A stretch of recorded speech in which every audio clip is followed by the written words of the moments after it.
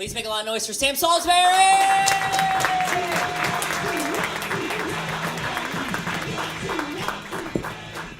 Keep it going for Chad Weaver and everyone you've seen tonight. And keep it going for yourselves. You guys are wonderful. I'm having a good week myself. I found out that the guy in my neighborhood who wears the top hat and the guy in my neighborhood who wears suspenders are friends with each other. I'm trying to figure out why that fills my heart with so much joy. And I think it's because it seems to me like together they're trying to obtain one full suit. It seems like they're two dead broke magicians who are like, look man, we're not going to be able to put together a whole thing with the coattails on our own. We have to create a dark alliance. I'm pretty young. I started living alone this year for the first time, which is fun. It's great. That was really wonderful for me because I got to deal with my favorite group of people in the world, which are Chicago landlords. Chicago landlords are my favorite.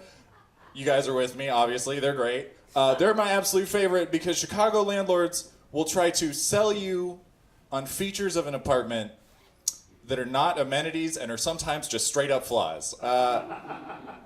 Some of you have experienced this as well. I was looking at this apartment, like not a good apartment, like 300 square feet, total bag of trash, really not good. And at the end of the tour, we were standing in front of the apartment building, and he said to me, and if that's not enough for you, you're also down the street from the Blue Man Group. Like I was gonna be like, oh, well thank God. You know, up until now, I had just been commuting every day, so this is gonna save me thousands of dollars. But this next part might give you guys a little more honest picture of who I am. I did move into that apartment. So that shit worked. I am not super smart. And I live there now. I live next to the Blue Man Group. And I have for about a year. And as someone who has lived next to the Blue Man Group for almost a year, I feel pretty confident in saying I did not know that the Blue Man Group is scary. They're freaking terrifying because you're used to seeing them at a Blue Man Group show where you paid money and you're like, I expect to see the Blue Man Group. I see them outside at nighttime. They're just bald blue French Freddy Kruegers. They're creepy, they're weird, they jump out at me. Not on purpose, but there's a corner. Here's what I've learned from living next to the Blue Man Group. The scariness of the Blue Men is inversely correlated to the number of Blue Men that you are seeing at a given time.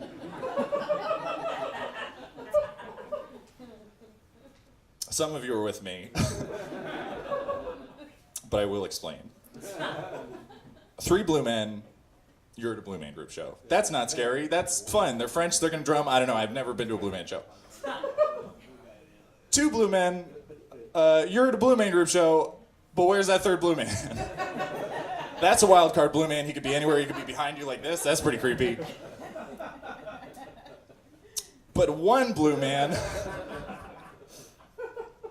outdoors, at night, is terrifying because that is a Blue Man who is on his own time. If he did something to you, he wouldn't even get in trouble. Because how are you going to identify him? He's with me.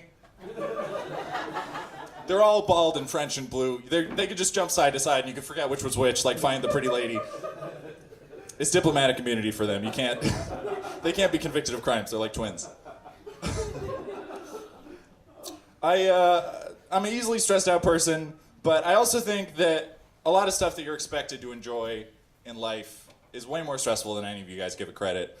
I need a little participation from you guys. Would you guys clap if you have ever been to a music festival, are ever going to a music festival, or would ever go to a music festival? You can do that now. Everyone.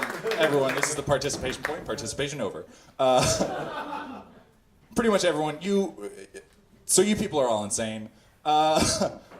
Music festivals, I'm always interested to see how this goes because I'm pretty much telling everyone that they're wrong. But music festivals are the most stressful thing in the world, and this might sound kind of extreme, but I would rather go to jail because At least in jail, everyone is on the same page that it is a stressful experience. But to me, a music festival, it's just if you took all the hottest, most intimidating people in the world and you put them in a field, and then you're just gonna tell us all to take our shirts off. And that's my absolute worst nightmare. Also, I don't know if this resonates with anyone. Every time I've ever been invited to a music festival, it just feels like my coolest, hottest friends trying to gaslight me into believing the thing they're describing sounds fun.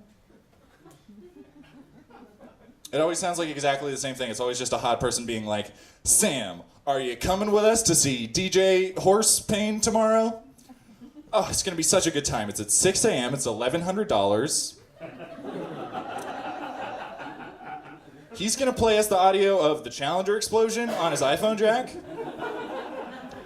And then afterwards, he's gonna take us to a beached whale, and we get to watch it die. And that's not even the best part. You remember all your childhood bullies? Well, this is like their whole life now. So they're just gonna be vaguely roaming around like Pac-Man ghosts, sexually frustrated and high on stimulants. And I'm always like, of course I'll go, you're so hot. It's not a good idea. Like that joke implies, I am kind of insecure about my body, which is just weird because I don't really have any distinguishing features or characteristics to speak of. I feel like I look like a video game character that someone just forgot to customize. Like every time I'm walking around Chicago, I feel like I'm waiting for the main character of Grand Theft Auto to shove me. Just so that I can be like, hey! And then just ignore him and go right back to walking to nowhere from sunrise to sunset. Just doing laps around the same city block. At which point I disappear. I'm an easily stressed out person, which I think can come as a bit of a surprise to people who don't know me that well, because I think I give off the vibe that I can just sell people antidepressants. But I'm a stressed out person. But my stress, I keep it real low key. I do that guy thing of just pressing it all down. Like my personality is just like a suitcase that I've hastily packed too full with the dirty laundry of every bad memory I have. And even I don't know what's going to cause that thing to just come bursting open out in public. So I get to find out when I go out on the street. I went to Chipotle and I got a burrito that was folded sideways.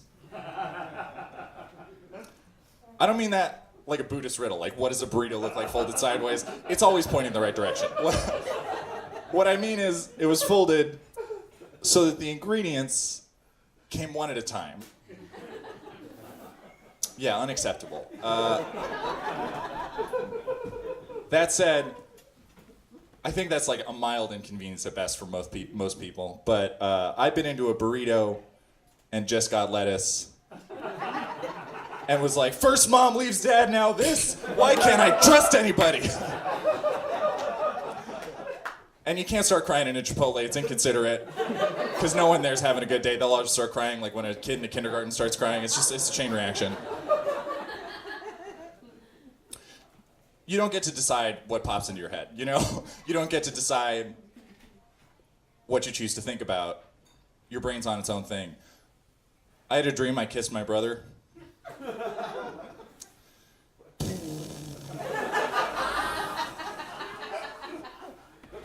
Yeah, you just gotta clear your whole schedule at that point.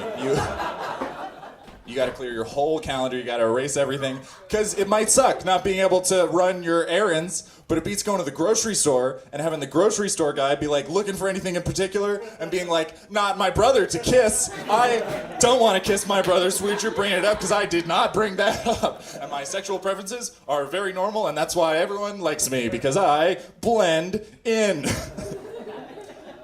You guys have been so great. I've been Sam. Thanks a lot. Have a good night.